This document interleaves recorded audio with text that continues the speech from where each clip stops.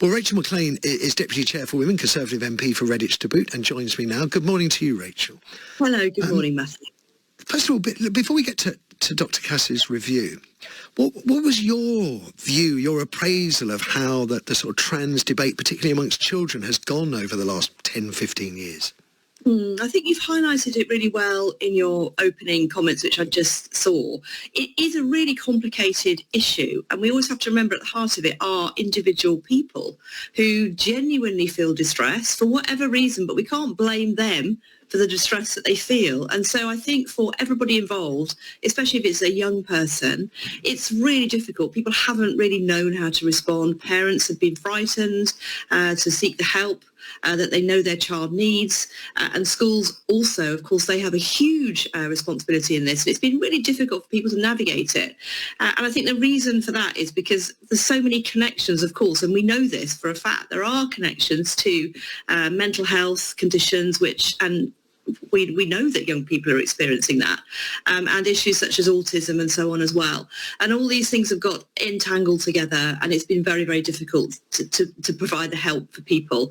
And separately to that, I think we've then seen the whole kind of ideology come to the fore, where people who have had genuine questions about, is this the right thing for my child, for my young person in my care, have just been shouted down and cancelled from the start, because it's like you have to start from this position of gender-affirming care, which is really a nonsense, as any professional physician should be able to see. It's for me. I keep coming back to, I think, is the starting point going to be the clinical professionals? That if we have been in a situation where either people won't talk, they won't voice their professional opinion, their professional expertise, or we have professionals that voice opinions, their opinions over perhaps clinical expertise. Until this situation is resolved, we're never going to get on top of the issue. Would you concur?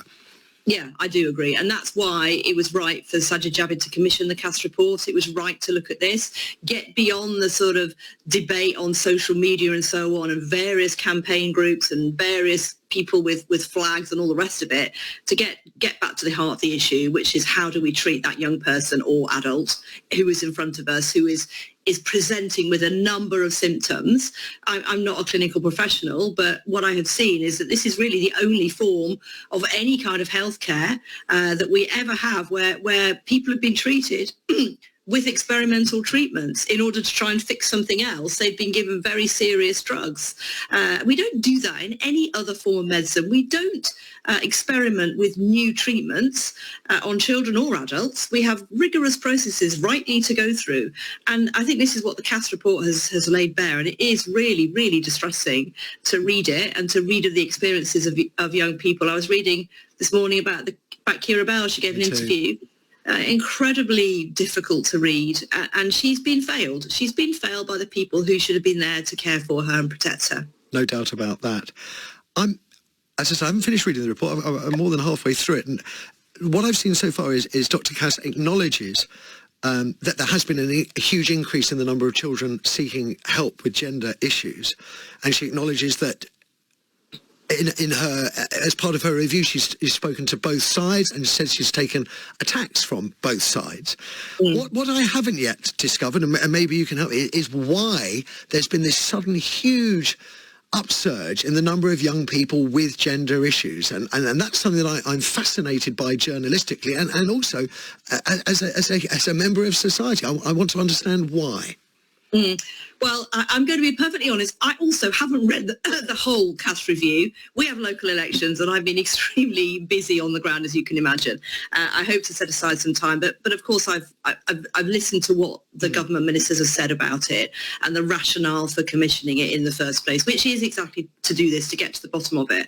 And I think we all know, and I know from my work as a member of Parliament and as formerly as a minister, we are now seeing people who live in a world which is very different to the one that I grew up in. Obviously, I can't presume to know what era you grew up in, but we are living in a world that's influenced by smartphones, by social media, by all those pressures. There are multiple pressures on young people that were not there.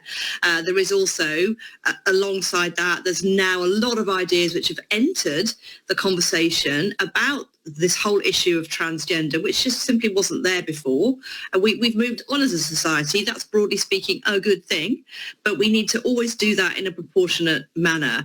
And unfortunately, we have seen this issue get taken up by certain people who wanted to advance their own agenda, really for selfish reasons, without thinking about a lot of very other vulnerable young people who have been caught up in this.